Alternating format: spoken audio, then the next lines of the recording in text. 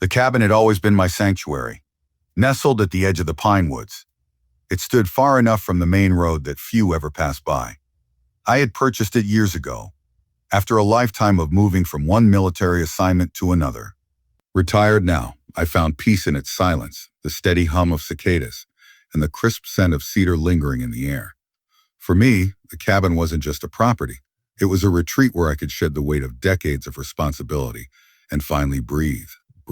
But peace has a way of attracting envy, and envy is the currency of people like Karen. Karen was the unofficial, self-appointed enforcer of the nearby homeowners association, even though the cabin technically sat just outside its jurisdiction.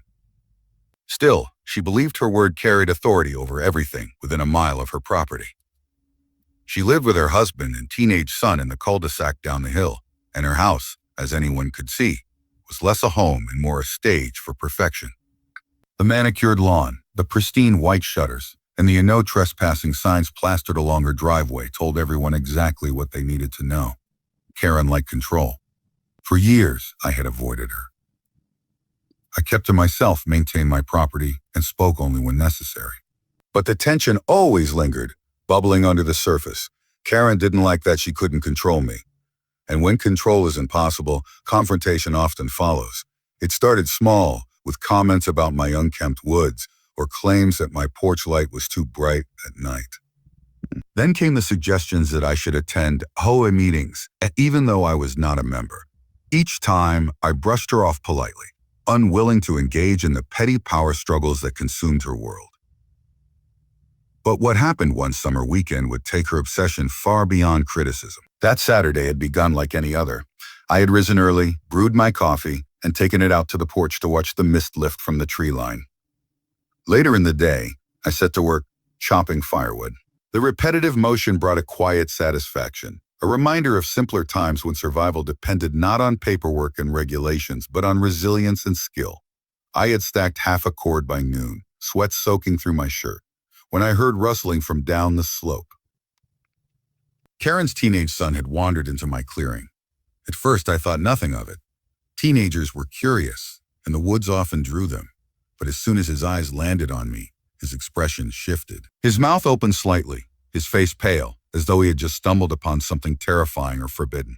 He didn't wave, didn't greet me. Instead, he spun around and bolted down the hill, branches snapping under his hurried steps. I shook my head and returned to my work. Kids scare easy. But less than 20 minutes later, I heard the unmistakable sound of tires crunching gravel on my driveway. A black and white police SUV appeared through the trees, lights flashing silently. My chest tightened, not from fear but from the absurdity of it all. Behind the cruiser, Karen's minivan idled, and even from a distance, I could make out her silhouette in the driver's seat, phone clutched in her hand like a weapon. The officer stepped out, hand resting casually on his belt, though not on his holster. He was tall, broad-shouldered, the kind of man who carried himself with quiet confidence. He looked at me, then at Karen's car, and back again. Karen emerged from the van, flustered and frantic, gesturing wildly toward me, as though she had uncovered some criminal mastermind hiding in the woods. Her words didn't carry to me, but her shrill tone cut through the air. She pointed at my cabin, then at the officer, then at me again, like a prosecutor presenting her case. I wiped the sweat from my brow and stood still, waiting. Years of discipline had taught me that silence was often the strongest response. The officer finally approached. For a moment, his expression was neutral, his eyes scanning the cabin, the firewood, and me. Then, as if recognizing something, his face changed, his stance straightened. His eyes locked onto mine with a glint of familiarity, and then, something no one could have anticipated. He raised his hand in a crisp salute. The gesture was sharp, practiced, and filled with respect. "A Major General," he said firmly, his voice carrying the weight of recognition and reverence. Behind him, Karen's jaw dropped. The woods were quiet again, but the silence this time felt different. This wasn't the peace of solitude. This was the calm before a storm that was only just beginning. And in that moment, I knew Karen had no idea what she had just unleashed. The weight of the officer's salute lingered in the air, heavy and undeniable. To Karen, it must have been incomprehensible.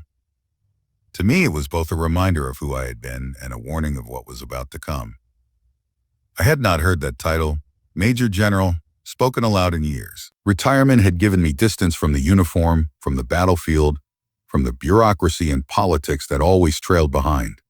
Out here at the cabin, I was just another man, with an axe, some firewood, and a quiet desire to be left alone. But the past has a way of following, whether invited or not. Karen had expected the officer to storm up the porch, issue citations, or perhaps drag me away in handcuffs to the applause of her controlling sensibilities. Ease. Instead, she was left standing slack-jawed on the gravel, her accusation unraveling before her eyes. And yet, Karen was not the type to admit defeat. She was the type who doubled down. The officer, still composed, lowered his salute and addressed me respectfully, asking if everything was all right. His tone carried none of the suspicion Karen had clearly tried to plant in him. He wasn't here to interrogate me. He was here to make sure nothing unlawful was taking place. I nodded, offering a few simple words about splitting firewood and enjoying my weekend. He seemed satisfied. Behind him, Karen's voice pierced the woods. Though her exact words were muffled by distance, the meaning was clear. She demanded answers. She gestured at me, at the cabin, at the officer, as though the entire scene were some personal insult. I could almost hear her thoughts. How dare he salute this man instead of arresting him? How dare this outsider defy my control? The officer, to his credit, handled her with professional calm. He walked back toward her, listening as she poured out a frantic stream of complaints. From the way she moved her arms, she was accusing me of squatting, of trespassing, of owning property that didn't belong to me. Perhaps she even suggested I was a danger to the community. Karen's imagination always worked harder than the truth. After a few minutes, the officer's body language told me everything I needed to know. He wasn't buying it. His arms crossed, his head tilted slightly, and when Karen finally stopped to catch her breath, he simply pointed toward his cruiser. She froze, then stomped back to her van like a child denied candy. The vehicles rolled down the driveway in silence, gravel spitting beneath their tires. I thought that was the end of it. I thought perhaps Karen would lick her wounds, swallow her pride, and stay out of my affairs. But I underestimated her. Karen was not the type to forget humiliation, and the officer's salute had been humiliation of the highest order. In her mind, she had been undermined, disrespected, and shown up in front of her own son. People like Karen don't let things like that go. They escalate. The following week, I began to notice small signs. A car parked too long at the edge of my driveway. Neighbors walking their dogs suspiciously close to the cabin, whispering as they passed. Neds, in their windshield wipers, urging me to attend meetings I had no obligation to. Karen was mobilizing her forces. She couldn't win with law enforcement, so she was turning to gossip, manipulation, and intimidation. It didn't rattle me. I had dealt with worse. But it did remind me of a simple truth. The battles we fight after retirement are often not with foreign adversaries, but with the petty tyrants who live next door. By the second weekend, the harassment had grown bolder. Someone left a note taped to my front door, written in a rushed scrawl. This cabin doesn't belong here. You don't belong here. You don't belong here. It was unsigned, of course, but I could practically smell Karen's perfume on the paper. That same day, a landscaping truck arrived at the bottom of my hill and began trimming trees along the shared road, except they weren't trimming. They were hacking away branches, tossing them onto my property in an intentional mess. I didn't confront them. I simply watched, silently cataloging every move, because that's the thing about discipline. It teaches patience. Karen was playing a short game, fueled by ego and spite. I was prepared for the long game, built on endurance and strategy. And just when I thought she couldn't take it further, I noticed her son again. He lingered at the edge of the woods more often now, watching me from a distance. His posture was different this time, less fearful, more calculating. It became clear that Karen had filled his head with stories, painting me as some villain to be exposed. He was her pawn, her eyes in the trees, and perhaps the reason she felt so emboldened. One evening, as the sun dipped low and the shadows stretched across the cabin, I caught him snapping photos with his phone. Not of the woods, not of the wildlife, but of me, stacking firewood, walking the porch, loading my truck. Every click of the shutter was another weapon for Karen to twist into her narrative. That night, as I sat in my chair by the fireplace, I realized the truth. Karen wasn't just going to let this go. She was building a case, one brick at a time. A false case, but a case nonetheless. And when Karen builds a case, she doesn't stop until it explodes. The storm was coming, and the salute from the officer had been the spark. The weeks that followed felt like the tightening of a noose. Every move I made seemed shadowed by Karen's eyes, her son's phone, or whispers in the community. She had escalated her campaign from gossip to full-blown accusations, claiming I was illegally occupying government land, storing weapons in the cabin, and even running some kind of underground operation. At first, her tales were just background noise, the kind of nonsense people politely ignored at HOA meetings. But Karen didn't stop. She circulated petitions, posted on neighborhood forums, and even handed out flyers warning families to stay away from the dangerous man in the woods. For most people, it would have been laughable. For me, it was insulting.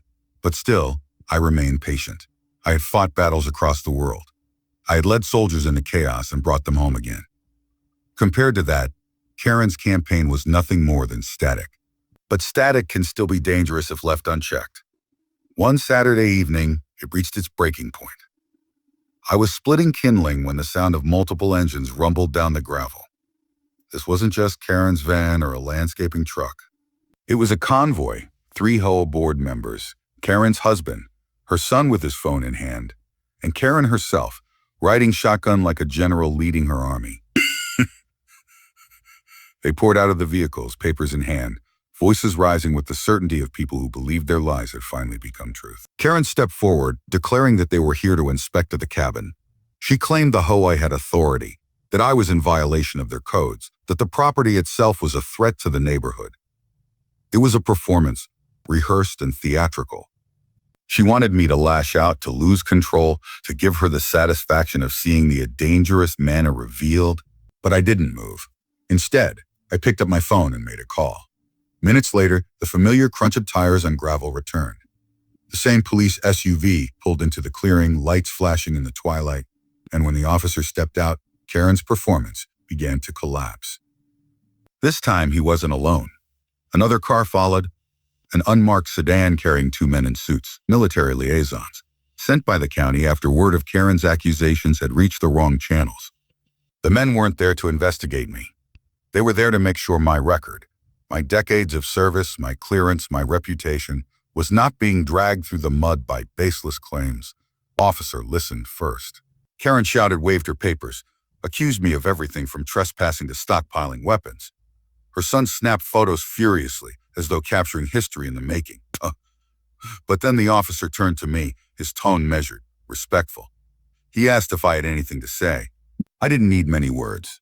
I simply told him that this was my property, purchased legally, maintained responsibly, and used as a retreat. The paperwork was inside, neatly stored. The taxes were paid. The cabin was mine. One of the men in suits nodded. "We know," he said. And then came the moment Karen hadn't prepared for. The officer turned to her, his patience finally worn thin, and laid out the truth. The HOA had no authority over my land. Her repeated 911 calls were documented as misuse of emergency services. Her harassment campaign, her trespassing son, and her slanderous claims were all violations of the law. For the first time, Karen's voice faltered. Her son lowered his phone. Her husband stared at the ground. And then, before everyone assembled, the officer turned back toward me. He raised his hand once again, sharp and deliberate. And so the 2 men in suits followed with nods of respect, their presence confirming what Karen had spent weeks denying, that the man she tried to vilify was not an intruder, not a criminal, but a decorated veteran who had earned his peace. Karen stood frozen, the humiliation carved into her face. This time, there was no doubling down. There was only silence. The convoy left in pieces, engines sputtering back down the hill. Karen didn't make eye contact. Her son didn't raise his phone. And as the sun dipped below the trees, I returned to my porch, sat down with my coffee, and listened to the cicadas. The storm had passed. Peace had returned. But Karen would never forget that when she called the law on me, expecting victory, all she found instead was respect, delivered in the crisp salute of a cop who knew exactly who I was. And that, in the end, was the one truth she could never control.